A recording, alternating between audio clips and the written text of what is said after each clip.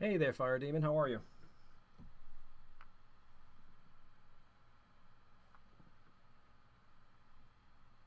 I am just looking at some coins, actually a coin that I have, and I want to attribute it. Hey, Chef. What's going on? Oh, I'm doing well, Fire Demon. Hi, Cointelligence. Anybody want to venture a guess as to what this is?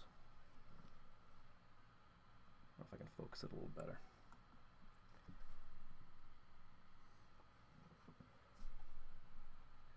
This is a coin that I've had for a while, and it had a very vague attribution, so I'm doing a little bit of research on it. Hey, Rob. Yep, it's definitely hammered. Hello, American Woodland Relics. How are you? Definitely British.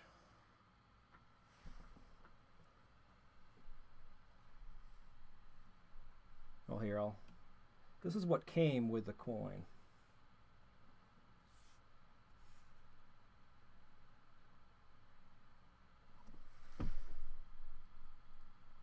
So it is a half groat, which is a groat is 4 pennies, so this would be worth 2 pennies. Hey, Riser, how are you? And hammer, no date. It's silver. And the date range that they gave is 1604 to 1619, which tells us that it is from the reign of King James I, who was the monarch after Elizabeth I. So I knew that much. And that is the obverse. I'll show you the reverse.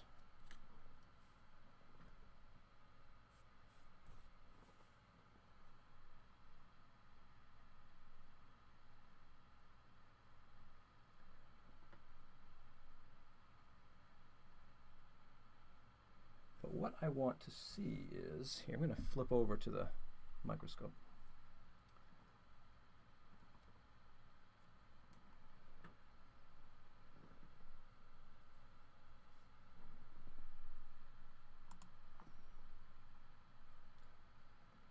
Back it off a bit.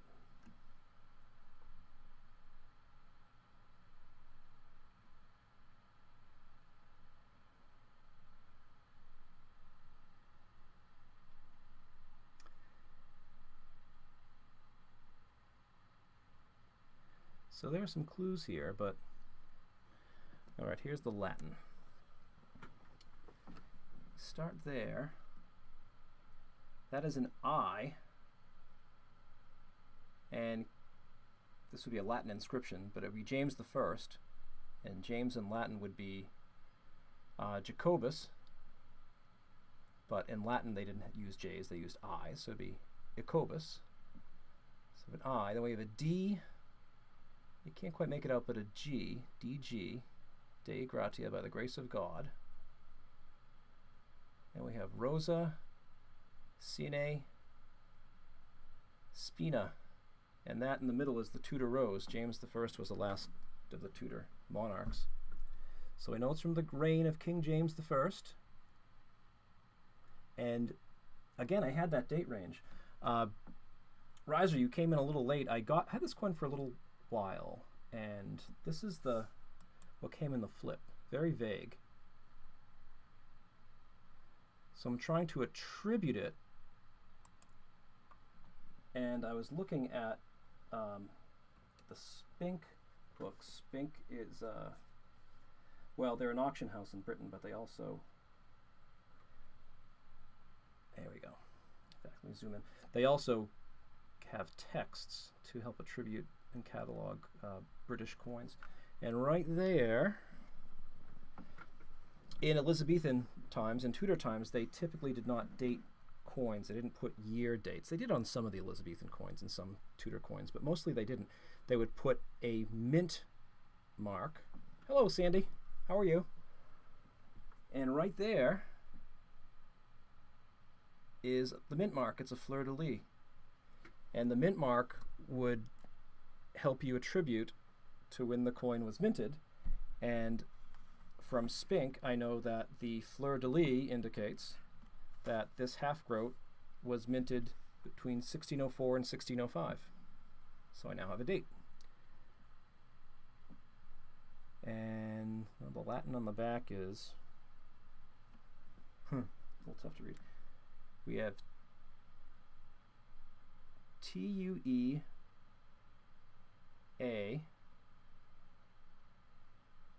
T, then there would be U. You can see a little bit of the U. The V's are U's in Latin. R. Then you can't quite make it out, but that would be UNITA. There's the A in UNITA. And then we have DEUS, Deus. And that basically means God guard those who are united. Teator Unita Deus. I think the reverse is in much better condition than the obverse. That's a neat coin. But that mint mark is really strong. So yes, there are other mint marks. The Spink book said that another mint mark is a thistle, and if it had the thistle on it, then we would have known that it was minted much later. But yes, the fleur-de-lis indicates that this was minted in 1604, 1605, the first year of his reign. So that's good. I learned a little bit about that.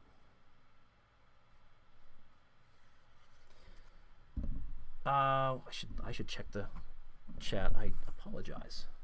What's beneath the crown?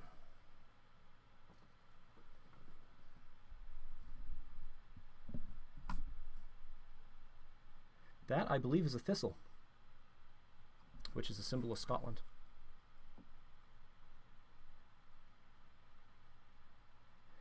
Cointelligence, I can get a 300 AD Roman coin for $50 in extra fine condition. Good deal or not?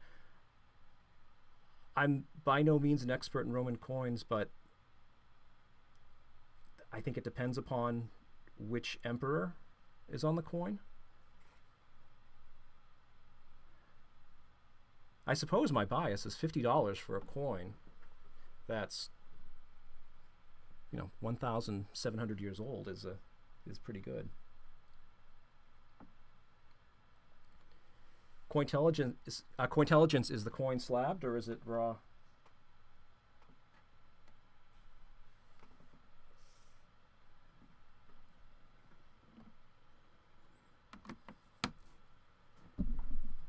Well, how about this? Who wants to try to guess this?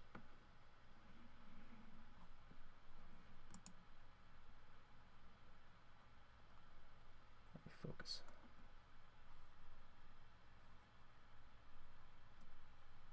It's in a slab, so it's not focusing very well.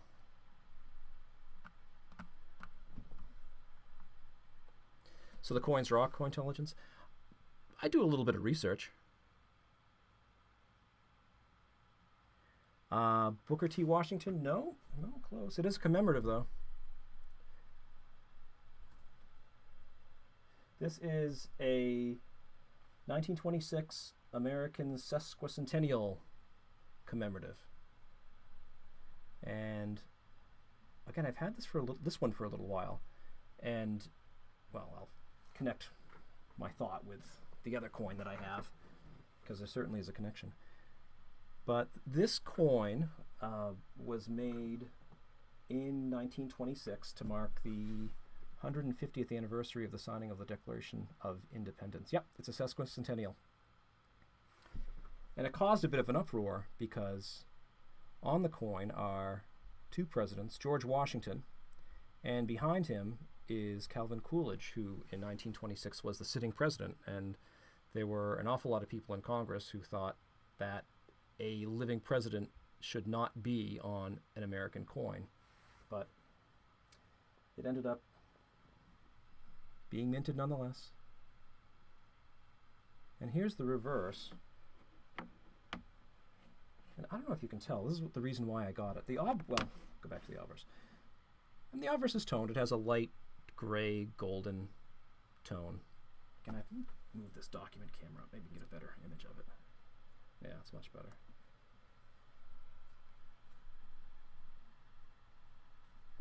So it has a nice medium gray gold tone. But the reverse has, and I don't know if you can make it out there, it has these orange, purple, reddish, bluish tones. And yeah, that is the Liberty Bell.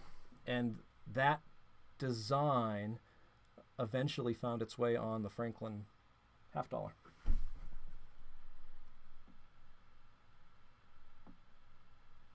So anyway, I thought that was a neat coin. It's a nice condition.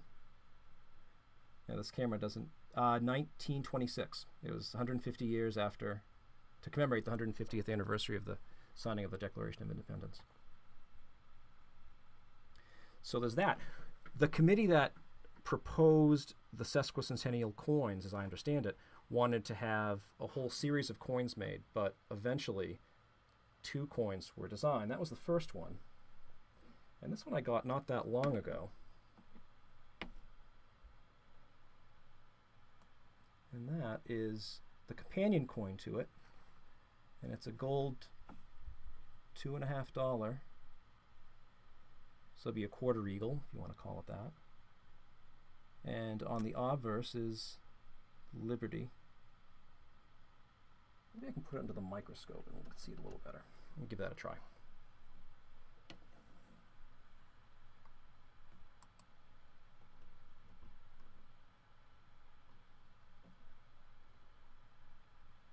Okay. So we have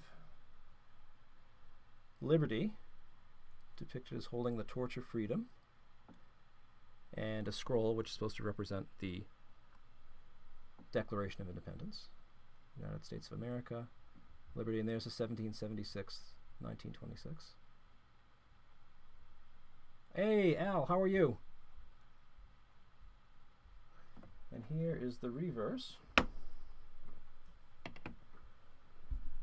And you know what? There's a riser connection to this if you're going to be going to see the Liberty Bell and Independence Hall. And we have $2.50. Sesquicentennial of American Independence. In God we trust. Hi, Mary. How are you? Mary, I sent a package to you today. And the postmaster said you should receive it on Saturday, or your granddaughter should receive it on Saturday. So anyway, 2 nice companion coins. And that one, yeah, it's I would never buy gold that is not slabbed. Here, let me get that back on the main screen. And that's AU58.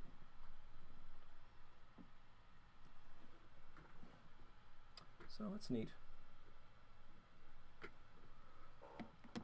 Oh, what else can I show you? So anyway, I just have a bunch of coins that I have meant to examine under the microscope. I just haven't had a chance to. I may have shown this one before.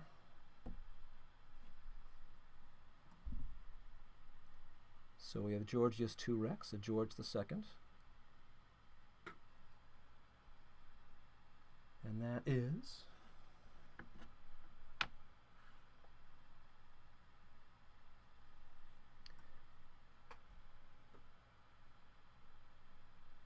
it's hard to read the date. Hard to read the date there. It's 1743. It's a halfpenny, and it is of the lighter type that would have been used as coinage, would have circulated in colonial British North America. And I've just noticed, is there something going on with that N? Hey, Blues, how are you? Explorador! ¿Qué pasa? I'm going to look at that under the microscope as well.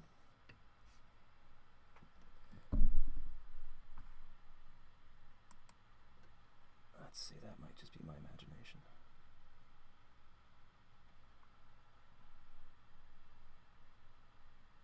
I don't know, I think there's something going on with that N. And I have no idea. I am not at all tutored in varieties in colonial. Oh yeah, looks like it's some. I don't know what that would be. It's not doubling, but it's certainly not a cud. Hi, Coinoff, how are you? Now, is that SJ or is that Amanda? Or is it somebody else? Hi, Mud. I'm just looking at this. This is a 1743 halfpence. Yeah, half penny. And I just noticed something going on with the yen.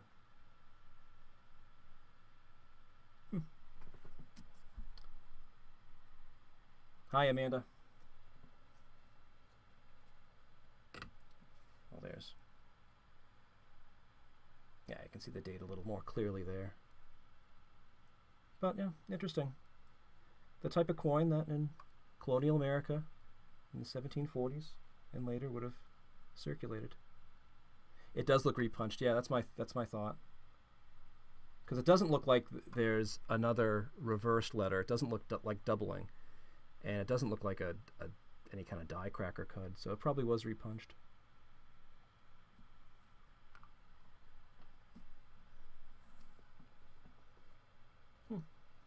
Interesting. What else can I show you?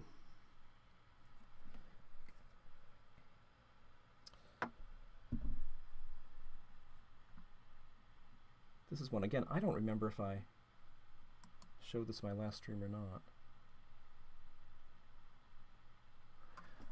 Let's see. Looks repunched.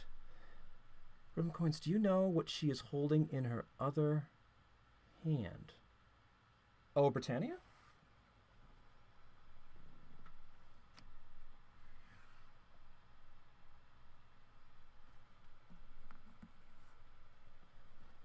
Well, that would be the trident to represent Britain's supremacy in the seas. And I'm guessing that would be an olive branch to express that Britannia is peaceful, but you do not want to make her angry, or you will see what happens. That's my guess. I'm pretty sure that's an olive branch.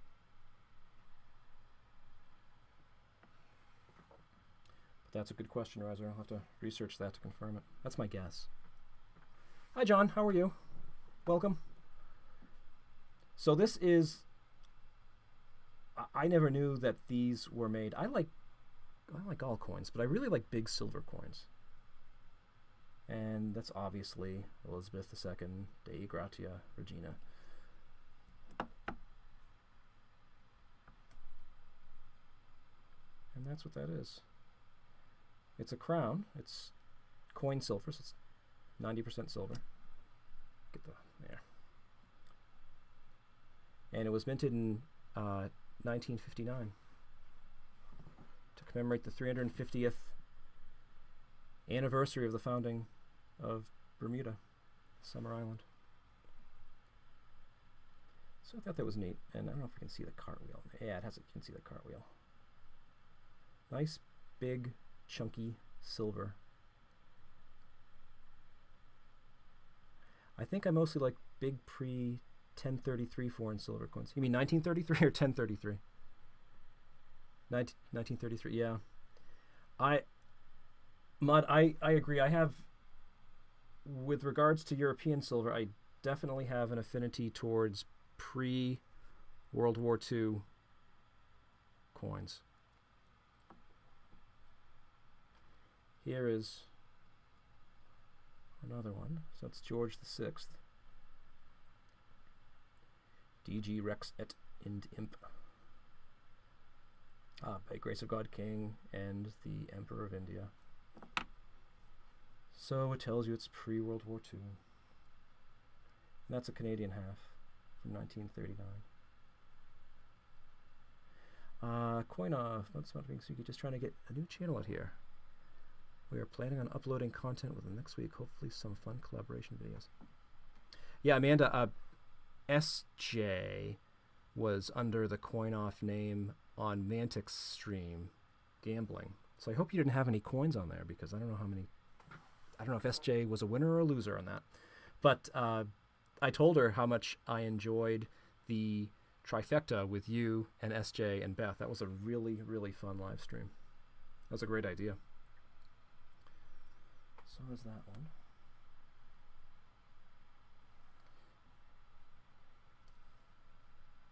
Well, here, actually, you know what I have? This has been sitting on my desk for months. Treasury Department, 1960, PC, proof coin, so it's a proof set.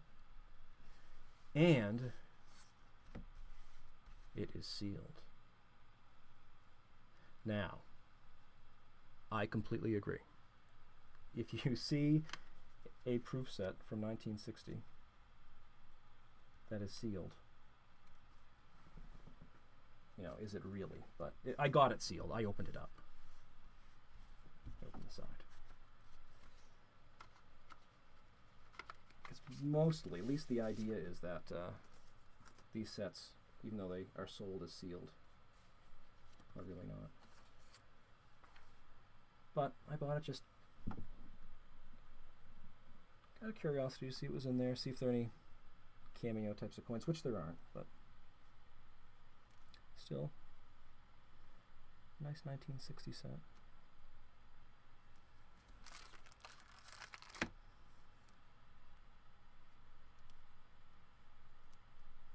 In fact, I have to think now, I might have another that I did not open. Hi, North Jersey Detector, how are you? Yeah, I like the early proof sets and the early mint sets.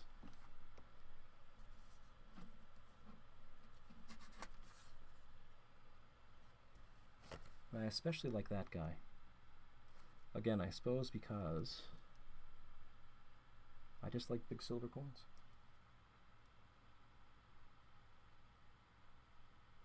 And I suppose I should look at these for any errors, or errors are not my thing. I think errors are fascinating, but I just don't know enough about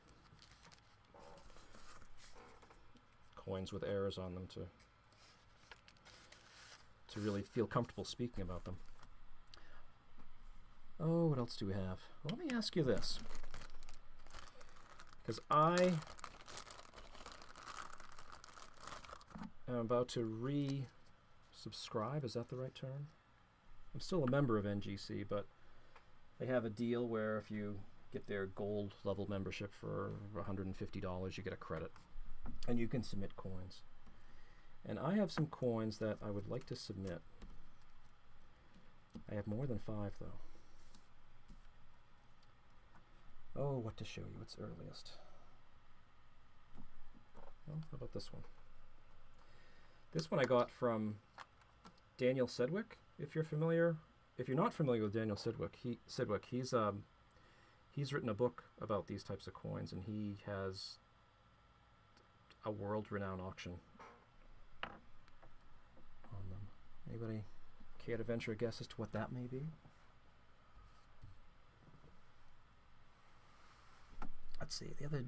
Got the shirt the other day. Amanda, video on it. So good.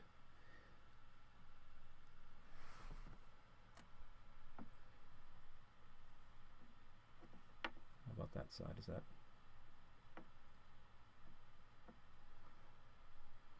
Any guesses? Anyone? Anyone? Well, that is a cob. That is a very crudely hammered Spanish, colonial Spanish coin. And the 658 at the bottom. Yep, that's exactly riser. Initially, the Spanish colonial mints didn't put the first digit in the date because they figured it wasn't necessary. So this tells us it's 1658. That is the shield of Spain. Oh, that's Castile and that's Leon. And you see a P there, which gives you a hint about the coin. And on the back we see 58 again, which tells us 1658. And you can't really make that out, but that's Latin for plus ultra, which was the symbol of Spain. It meant more beyond, that referred to the fact that there was more to Spain than beyond the European borders of Spain. They had all their colonies. P tells us that this was minted in Potosi in Bolivia, in the famous mint and silver mine. 2, it's a 2 reals, so it's 2 bits. And again, 58, 1658. And this is the initial of the assayer. And I haven't researched that yet. So yeah, I got that from Daniel Sedgwick about a year ago. And it's in nice condition. So there's that one. And then I have this one. And cobs, I am very hesitant, just like gold, I'm very, very hesitant to buy any that are raw unless they come from a really good source like Daniel Sedgwick, because there are so many fakes out there.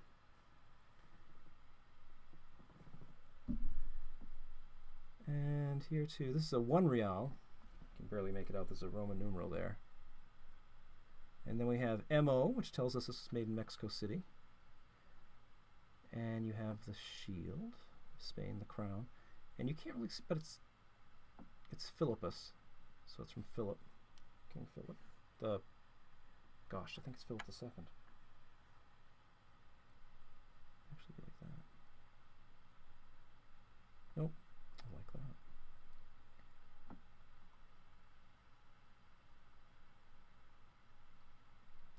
So that's another one I'm thinking of getting slabbed. I'm not so sure about that one. But that would have made, well, that would have been minted sometime before 1621. Then I have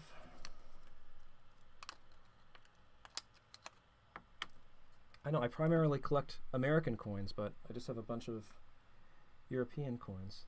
This one I'm definitely going to get slabbed. And that is Charles I, the English king who was beheaded.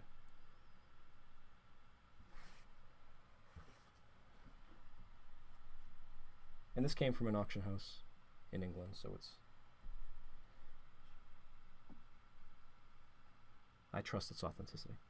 XII is 12, so it's a shilling. Carolus DG, Carolus is Latin for Charles. By God's grace, Magbrit et France et hib rex. So Charles, by God's grace, the king,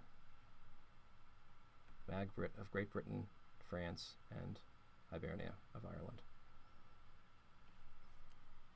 And like I mentioned with the earlier coin, with the James the Half-Groat, that mint mark there, the triangle, gives us a date as to when this was made, and for the life of me, I can't remember what the date is.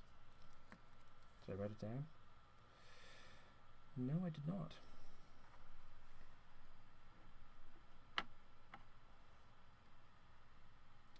And there we have the shield.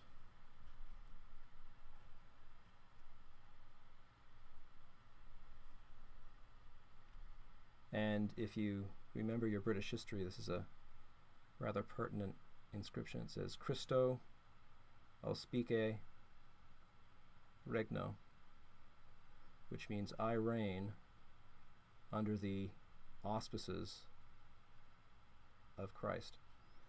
So when Cromwell and his lot were moving towards doing away with the monarchy, or at least, at the very least, doing away with the power of the monarchy and the rule of England, here is Charles minting coins saying, look, I rule in the name of God. You can't get rid of me. Needless to say that that didn't end up being the case, and he was beheaded. So that one I probably will get slabbed. Then what else do we have? Oh, I said I like big silver.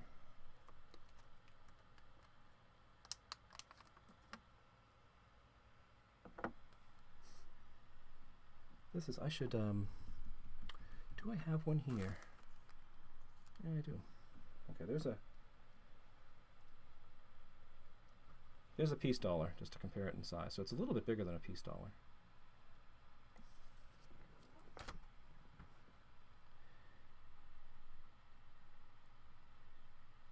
Hey, Lincoln, how are you?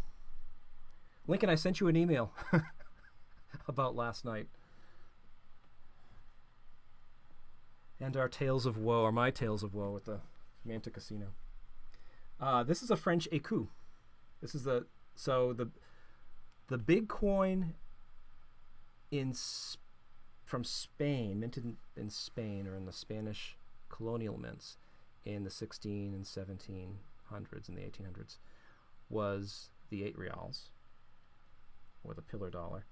In England, the large coin was the crown, and in France, it was called the écu, which comes from the French word for shield, to represent the shield of the monarchy.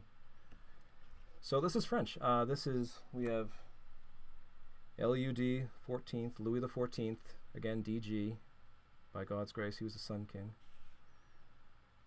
FR et NAVR Rex, so Louis the 14th, by the grace of God, King of France and Navarre, which I believe was an area that was it was basically part of France and Spain, depending on when you look at it.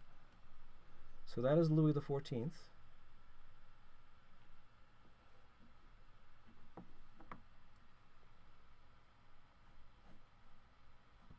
And let's see if we can do this here. Here we go.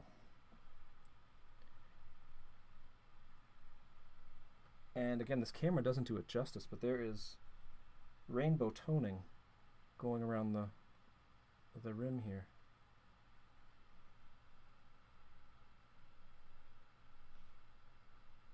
And so it's 1709.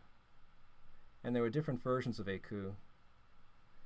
This is called the Trois Couronnes, the three crowns, and the fleur-de-lis of France. And the 9 indicates the mint. And I do not recall which mint that is.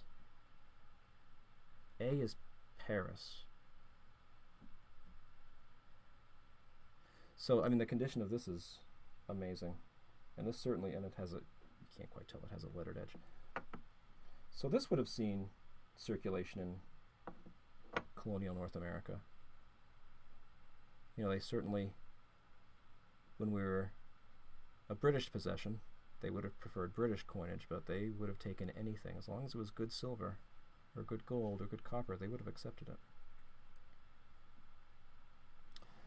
So that's that one.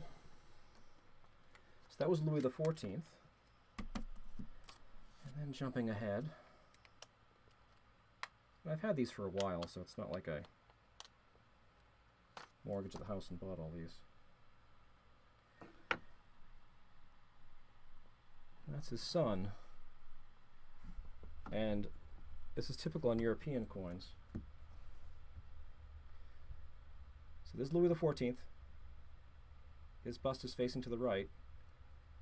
Then when the next monarch ascends the throne, the tradition is the bust will face the opposite direction. That's Louis the 15th.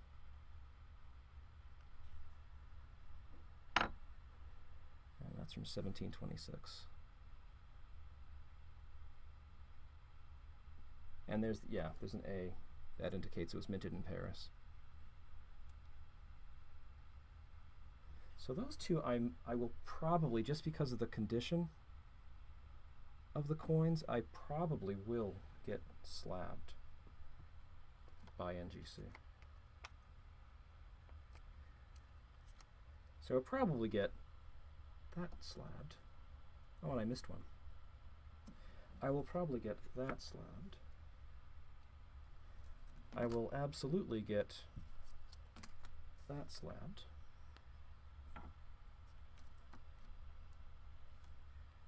I will absolutely get that slabbed. So that's 4. And the 5th one, I'm not sure if I'll do the other. Not sure if I'll do that. Oh, Philip III. King Philip III. Or the other one I have, I think she's interesting.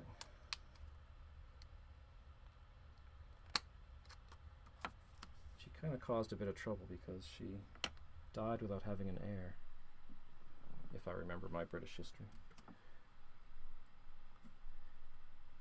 So it says Anna Dei Gratia. That's Queen Anne. So if you saw the, I don't know which one it was. One of the Pirates of the Caribbean, the one with Blackbeard. Queen Anne's Revenge was actually the name of Blackbeard's flagship.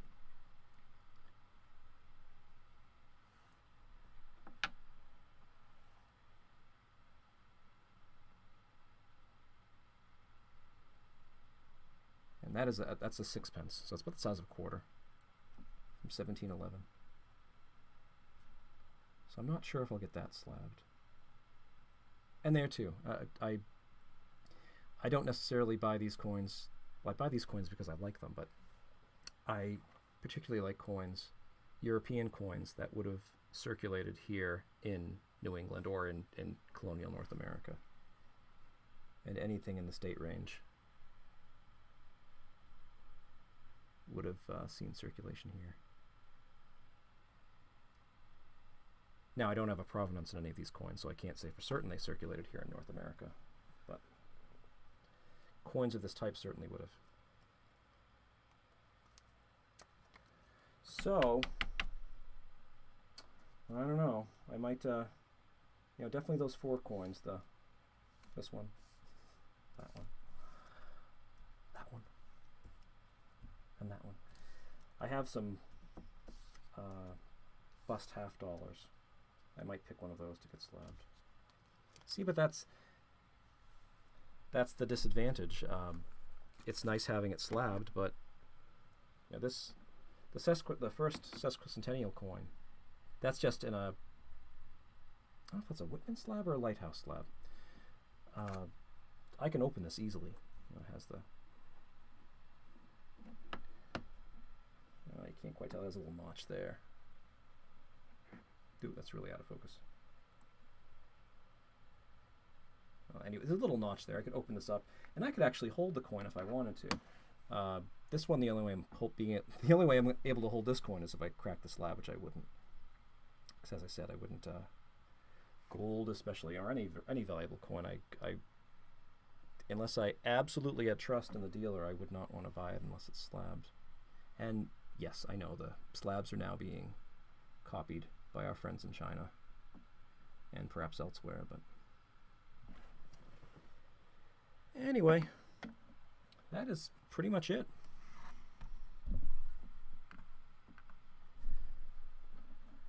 Hope everyone is doing well. Any interesting topics of conversation? Oh, I read something today. It was from a little while ago. Let's see if I can find it. So I think I bookmarked it. The story about the family in Manhattan whose father had a safe deposit box full of Morgan silver dollars from the GSA hoard. And I guess they knew they were there. The family did. Here, let's see. It was on a... Okay, it's on Coin World. Hoard of 16,000 Morgan silver dollars to be graded and marketed. A hoard of 16,000 Morgan dollars stored in canvas bags in a New York City bank vault since their purchase in 1964 from the Treasury Department stockpile will be placed on the market after all are graded and slabbed by Numismatic Guarantee Corporation, NGC. Jeff Garrett, founder and president of Mid-American Rare Coin Galleries in Lexington, Kentucky, will be offering the coins in this hoard. I think Mid-American Rare Coin Galleries, incidentally, certainly had possession of the famous 1913 V-nickel. He values the hoards of dollars between $1 million and $1.5 million. Garrett said the estimated value of the hoard will be determined by the certified grade each coin receives. Garrett is working on commission on behalf of the heirs who more than a decade ago inherited the silver dollars from their parents. Garrett said I love this. Garrett said the son and daughter of the man who originally purchased the coins more than 50 years ago no longer wanted to continue paying the $800 annual rental fee for the 3 foot by 3 foot by 4 foot safe deposit box that houses the silver dollars. So $1.5 million worth of silver dollars, and you don't want to pay the $800 a year. But it's their money. They can do what they want with it. Garrett said the heirs do not want to be identified, but just want to dispose of the hoard. Garrett said the heir's father worked in the financial district in lower Manhattan, and the coins were stored in a bank vault on Wall Street. The coins in the hoard were contained in 16 canvas bags of 1,000 coins each, with each bag comprising coins of a specific date and mint production facility. Garrett said the hoard has no bags containing mixed dates. The bags were wire-sealed with string and lead clamps and also bore tags from Brooklyn dealer Edward Associates, a numismatic firm specializing in silver dollars. The family purchased them from this broker when the Treasury distributed the bags in 1964, Garrett said. That's when the box was opened at the bank. The coins have been there ever since. Some of the bags were imprinted with a designation for U.S. Mint and Treasury Department, and others with a designation for the Federal Reserve Bank of San Francisco. The coins were struck at the Philadelphia, San Francisco, and New Orleans mints. None of the coins are from the Carson City Mint, Garrett said, so that's a shame. But good for those who own Carson City silver dollars, because if the market were flooded with new CC silver dollars, that could impact the price. Once graded, the hoard coins will affect the NGC certified populations for the dates and mint marks represented in the bags. Well, that makes sense. The hoard contains 1878S, 1880S, 1881S, 1883, 1884, 1884O, 1885, 1886, 1887, 1888, and 1889 Morgan dollars. Garrett said several hundred of the coins exhibit toning from their storage in the canvas bags. Garrett said he, his son Ben, and Mark Salzberg, chairman of the CCG, NGC's parent company, spent May 28th, May 29th, and part of May 30th handling each of the 16,000 coins. The bags were removed carefully from the safe deposit box to minimize creation of more marks than they may originally have. Must have weighed a ton. Garrett said the coins were removed slowly from each bag with the best pieces set aside, placed in 2-inch by 2-inch coin flips. The remaining coins were individually placed into coin tubes to be shipped by Brinks from the New York Bank to Florida for grading and encapsulation at NGC's facility in Sarasota. The 16,000 silver dollars stored in the Wall Street Bank Vault were among more than 200 million Morgan dollars sitting in Treasury vaults when the government decided in the early 1960s to allow an exchange of other currencies for silver dollars at face value. Can you imagine that? I won't go on with that, but the story does continue. Just remarkable. Just think that somebody got these bags of uncirculated Morgan silver dollars at face value back in the 1960s. And the coin dealer evidently bought the bags, and this Manhattan financier bought the bags, many bags, and just put them in a safe deposit box, and that was it. Yeah, Blues, exactly. 3 days to go through 16,000 coins. They must love what they do. I would have volunteered to help them with that. That would have been amazing. Yeah, great investment. You're right, Riser. And Charlie, I can't imagine. I shouldn't assume, but I can't imagine what the children of that gentleman. They must have a few dollars, and they're going to have more than a few dollars after these coins are sold.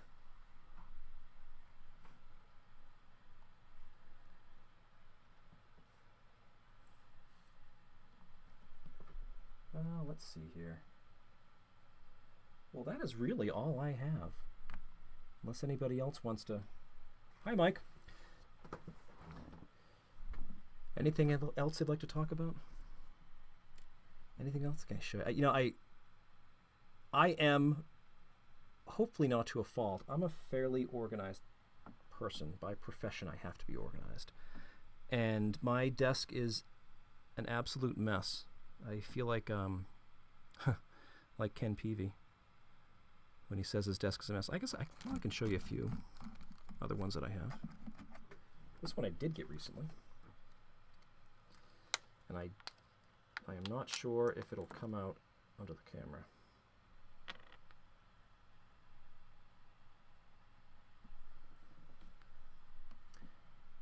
That is a 1936 Mercury dime, and the edge is toned.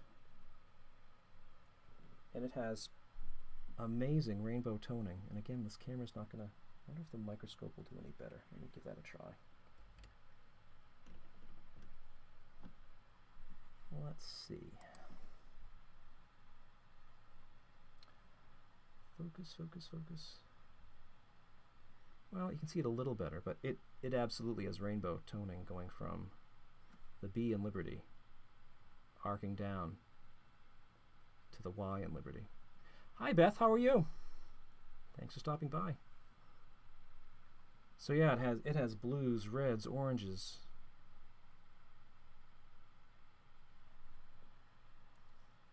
As far as a grade, I would say it's AU. It doesn't have full split bands. And if you're wondering what that means, if you see FSB on a coin, some people mistakenly think it has to do with these vertical bands, which is not the case. Full split bands refers to these bands, which are holding this bundle of sticks. And especially right there, that band, to attain the full split bands designation, has to be complete, and that is nowhere near complete. So this did see circulation, but I have no problem putting this at AU. And there too, it doesn't. The microscope doesn't do it justice, but there's beautiful toning there too.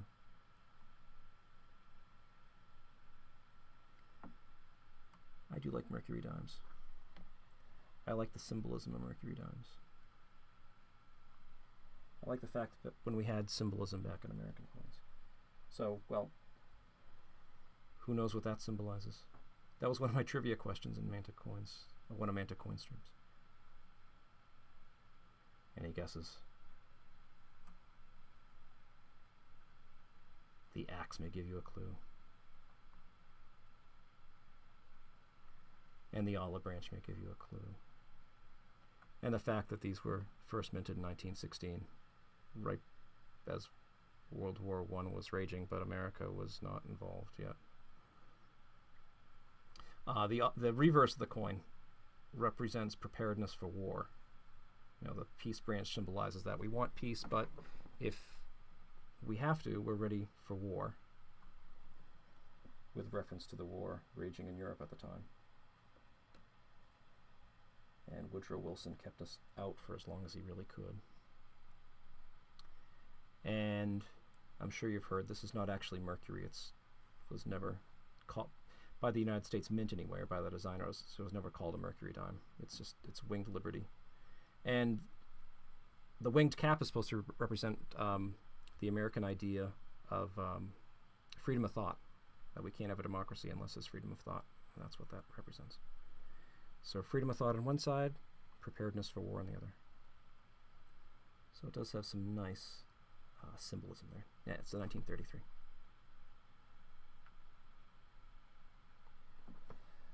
So that is a recent acquisition. And the last coin I recently got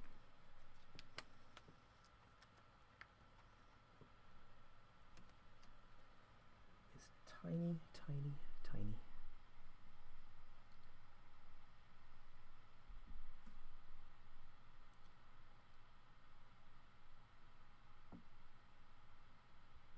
And that is Edward VII. And you can kind of see a little bit of it there, near the crown.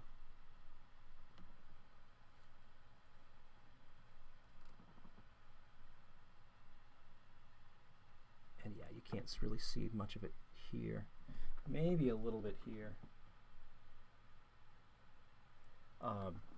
This is a Canadian 5-cent coin. It's silver. It's tiny. It's about the size of the American half dime. I think it's actually a little bit smaller. And this has just absolutely remarkable rainbow toning. And from 1902, of course. So anyway, I thought that was a neat coin. And yes, the toning starts at the E in Edward, goes all the way around the coin, and kind of ends right there at the R imperator. Again, referring to the fact that he was a king and emperor. He was the emperor of India. Well, the British monarch was the emperor of India. Anyway. Let's see. I am not paying attention to the chat. Mercury is on the mural on the Capitol Dome next to Robert Morris. Or is it the Rotunda? That's an excellent question. I'm not certain. Nice Edward the Seventh. Thank you. Yeah, I'm not. I do collect Canadian coins. I think they're nice. But I have to admit, I got that because of the toning. Mercury dimes is all I ever heard them called. Yeah, it's a name that stuck. I think Mercury dimes are always popular in the media, and my guess is somebody in the media reported that it was Mercury on the head of the coin, but it actually depicts Winged Liberty. The engraver described it as that. Yeah, exactly, oldies. Yep, also called the Winged Liberty dime. So, you know what I should do? I will do it. By Jove. Let me cover up his address, though.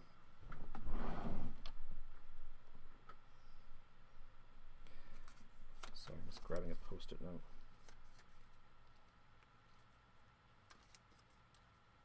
Cover up my address and his.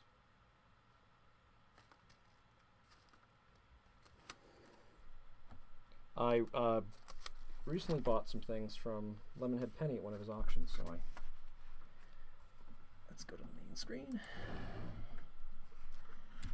So yeah, and the reason I'm showing this is because there's one of his famous stickers.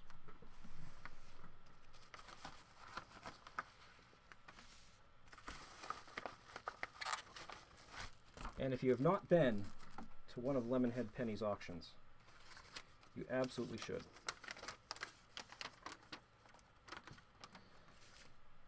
And this is a document camera, so I'm just kind of... Okay. Rivendell Coins, thank you for your purchase. I'm here 24/7 for any coin or supply want. If I don't have, I will work to find. So thanks, brother. In fact, he did get one of these for me. He didn't have one in his auction, but I won something in his auction, and I asked if he had one of these at the coin shop, and he did. So at one of his auctions, he mentioned he had some Hamilton mint, Franklin mint. They're not U.S. mint. He had some sterling silver rounds of different states. And I live in New Hampshire. And I asked him, hey, do you have a New Hampshire round from that series? And he said, I have a bunch of them. I don't know if I have all the states, but I'll show you what I have. And I told him, well, if you have New Hampshire, I'll buy it. And there it is. So that's New Hampshire depicts colonists. And it really, well, you can tell from there. It has, definitely has a cameo. And on the back, I will not read this all.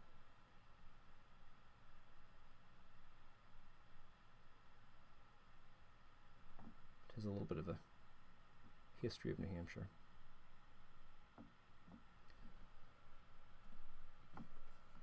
And one of the neat things about New Hampshire history, and I've been there, and Riser, if it weren't a, I don't even think it's a federal park, I think it's owned by the federal government.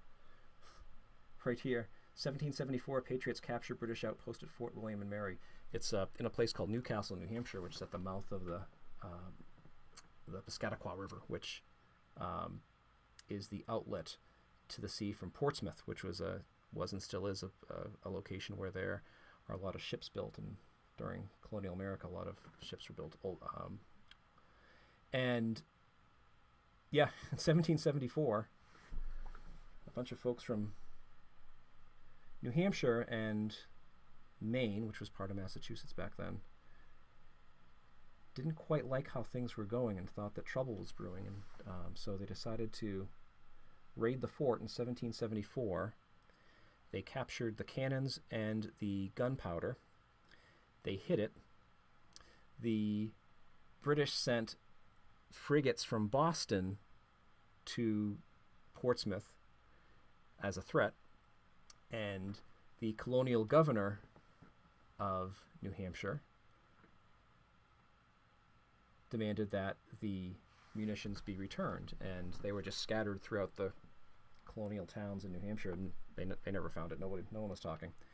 And those cannons and gunpowder were used 2 years later at the Battle of Bunker Hill, Battle of Breeds Hill. So it's kind of a neat piece of history.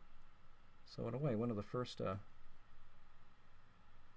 skirmishes of the Revolutionary War. So anyway, I got that one, which is awesome. So Travis, thank you for sending that along. And I'm not a silver stacker, but I do not have one of these. And yeah, it's got a little bit of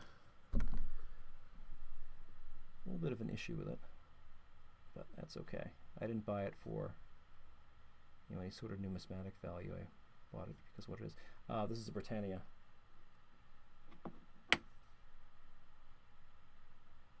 And I know this is sacrilege to some of you out there. I might do a quick dunk in acetone, because if this is a recent fingerprint, if this is organic material, and that certainly looks like a fingerprint, it's not mine. I'm not wearing gloves right now. I typically wear gloves when I'm handling coins like this. But if that is a fingerprint, acetone may dissolve it. Acetone will take care of only organic material. If it's a quick dunk, it's not going to impact any aspect of the metal. It's not going to interact with it and cause any kind of tarnishing or blemishing. So I might do that. But I think it's just a beautiful coin at 2013, obviously.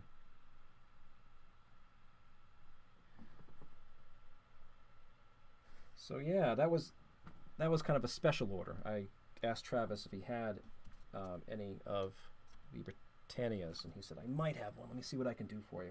So again, he's a great guy anyway. He's a very knowledgeable guy. I envy him. I don't know how many hours a week he works at the coin store, but what a great opportunity for him. And I said at his last auction, which I think went for 7 hours, because I saw the beginning of it at around 11 o'clock my time. I live on the East Coast, and I went to bed because I had to get up for work in the morning, and it was like 6 in the morning, and I happened to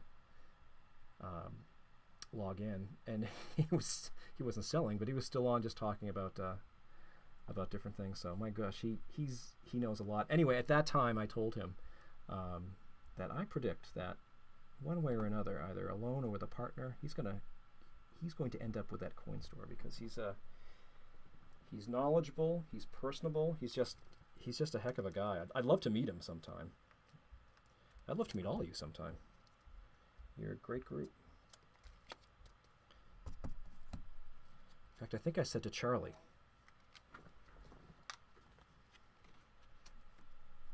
that we should arrange a field trip to the Philadelphia Mint. And he sent me this as well. A 1967 brilliant, well, he didn't attribute it or grade it as brilliant uncirculated, but I have no problem calling it brilliant uncirculated. British halfpenny, the ship halfpenny. So that was nice. He didn't have to do that. Yeah, he is a great guy. He really is. Hi, Harold. How are you? So, there's my shout out to Lemonhead Penny. Subscribe to everybody here, by the way. There's not a wonderful person. There's not a person here who is not absolutely wonderful and worthy of watching on YouTube and subscribing and getting to know online. And yeah, who knows? Maybe one day we will all get together. So, in any event, I think that's it. I don't think I have any other shout-outs to do. I got this from Lemonhead. Did I get something from Mantic?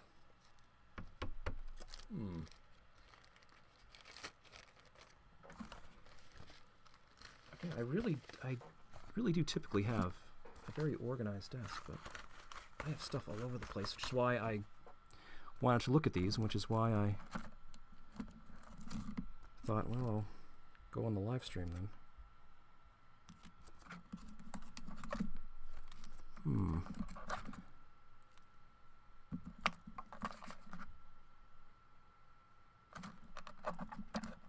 Well, you know, I do have something from Mantic. I don't know if I did a shout out though already. Let me see. Bear with me. Actually, I'll tell you what, while I'm looking, let's see if this works. I have I hope YouTube doesn't kick me off for this. I have a commercial from the 1980s or so. And it is, well, it stars one of the great actors of our age. Let me see if hopefully this will work. Hopefully the video and audio will come through. And while you're watching, I'll try to find the Mantic stuff. Okay, who knows who that is? Let's see. Budweiser makes you smarter. Well done, Beth, Joe Piscopo, and Robin Williams. All right, I did find the Mantic stuff. So this is also a shout out to Mantic coins. I got, and full disclosure, I got these about a month ago. So sorry, Mantic coins. So this is a 1 ounce silver bar, Mount Rushmore.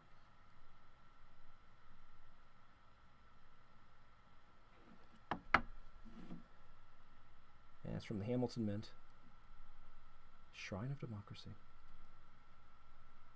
So I thought that was really neat.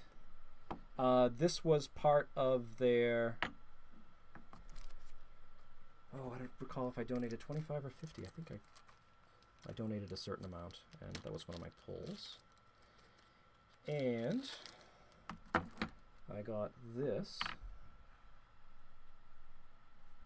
So it's a bicentennial $50 Kennedy $50, but it is the S. So it's 40% silver. Hi, K. What? How are you? And hello, SJ.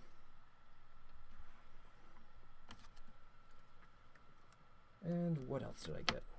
I got, well, I'll leave this in the flip. 1968D, 40% silver. And from Mantic, I got this 1996 double. I think it's double die offers. Oh no, I apologize. It's not. It's a die crack on the coin, right there. Oh, a leftover from Travis's too. Travis always sends awesome stickers.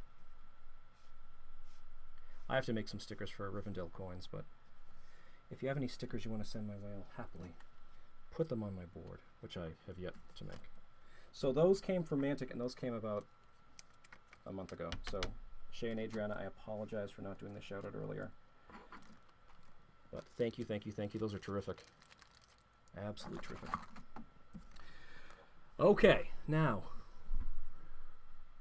with that being said, I think I am going to sign out unless anybody else has any questions, any thoughts, any criticisms.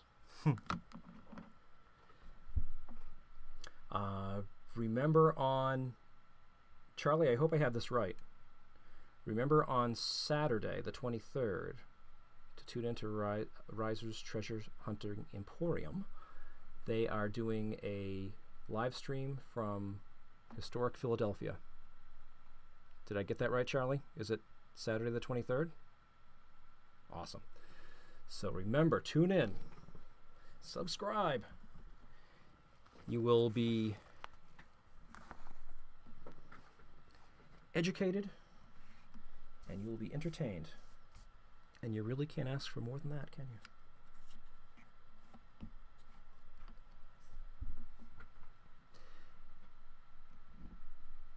4 individual live streams, 2 in Philly. So you're doing 4 separate streams. Well, that makes sense. You don't want to just be walking around. Oh, thanks, Kay. What? So who is on tonight? Thursday night. That used to be Mantic's time, but they're not doing anything. Anybody else going on tonight? Harold, were you going to have an auction sometime of your sister's collection? Oh, Digging Canuck is on tonight. Thank you, Coinoff. So Digging Canucks at 7:30. Awesome. Liz always has a fun stream.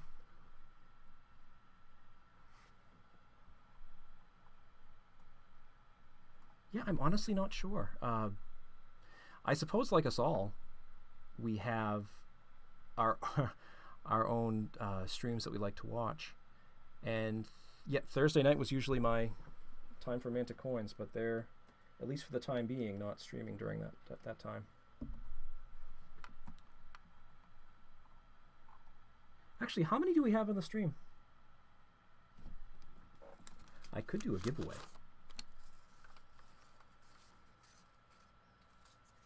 Because I don't stream that often. I really don't.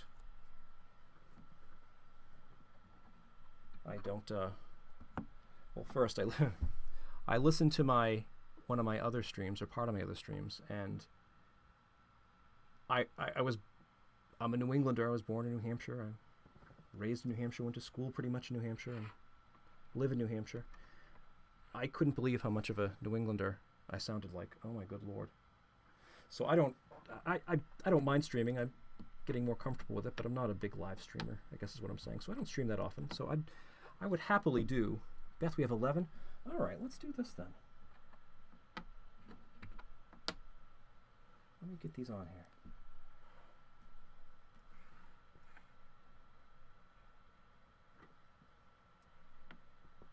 Yeah, bear with me. This is a little collection of British coinage. So we have an Elizabeth II 2 shillings from 1957.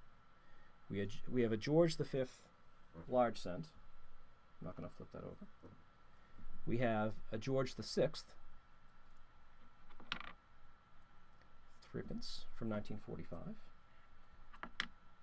We have an Elizabethan shilling from 1958. And we have an Elizabethan ship penny from 1960. So, how about this for the giveaway? Oh, I should test this too. All right, tell me if this works. I don't know if it will. Because I don't want to do the pick a number. This is what you have to do. I hope this works. Fingers crossed. He's here! My mystery date! Mystery date. Are you ready for your mystery date? Don't be late. It could be great. Open the door for your mystery date. It's Mystery Day.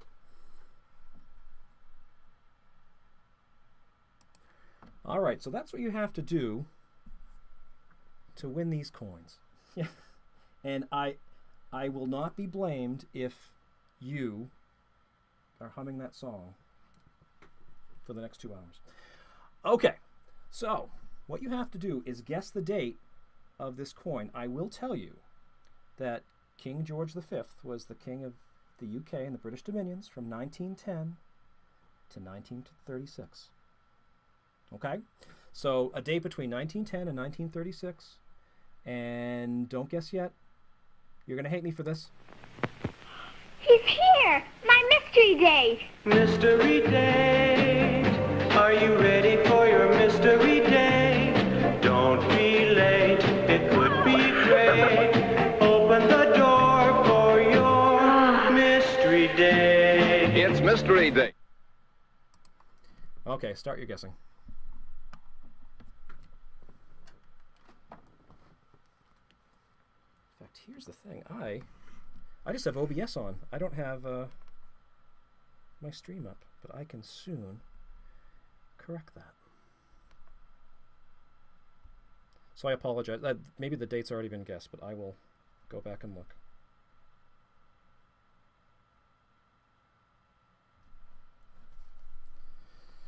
My apologies. I'm happy to do this, but I wasn't exactly planning on doing this giveaway.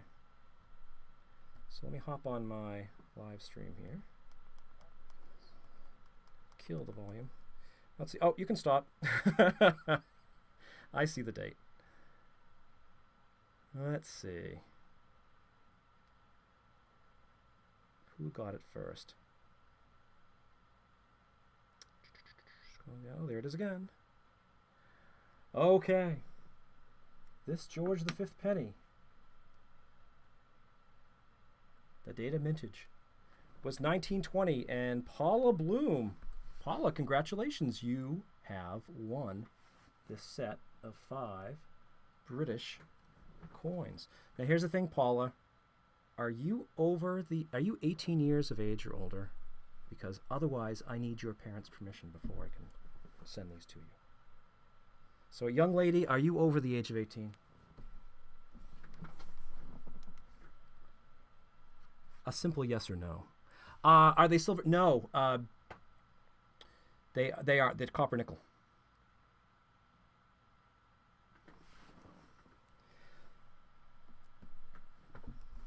All right. So Paula's 21. Okay, that works. So Paula, if at the bottom of the screen you should see, I'm seeing it, the email address, rivendellcoins@gmail.com. If you can email me a mailing address, it doesn't have to be your personal emailing address. It can be a work address or a post office box or whatever. I will ship those out to you. Let's see. Sure, they are not 50. Mud, I don't believe so. There was a point after 1920, British coins went from being sterling silver to 50% silver. And I think after 1950, after the war, they went from 50% silver to copper nickel. If they are silver, that's wonderful. That's great. That's all the better. But I do not believe they're silver. No. Yep. Rivendell, thank you, Riser. Rivendellcoins@gmail.com. So good. I'm guessing from the comments I got that the mystery date video and the sound and the song came on. Yes. I can always look back and test it too. I won't play it again though. It's because the last live stream I had, I did the okay, what number is there? I'll write the number on a post-it note and guess, and I don't know. I just thought that'd be a little bit different. All right, well, everybody here, thank you so much for tuning in. We've been on for 1 hour and 15 minutes. Good heavenly days. It feels like it's almost I'm not playing it again. Anybody here have that game, though? I think my sister may have had that game. And the nice thing, it dropped frame 0, so that's terrific. I kind of wondered about that. I always hear people when they're streaming saying, oh, there's a lag and there are dropped frames, but according to OBS anyway, there's nothing. There is nothing. Oh, you're welcome. So everybody have a great night. I hope to see you on the other streams. Paula, please send me at your earliest convenience, send me your mailing address or a mailing address, and I will get these out to you.